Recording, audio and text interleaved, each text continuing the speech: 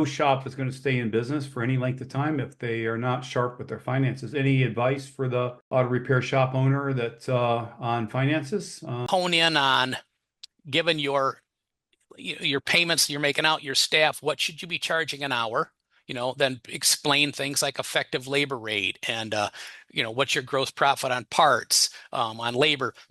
You'll become aware of what it costs to open the door.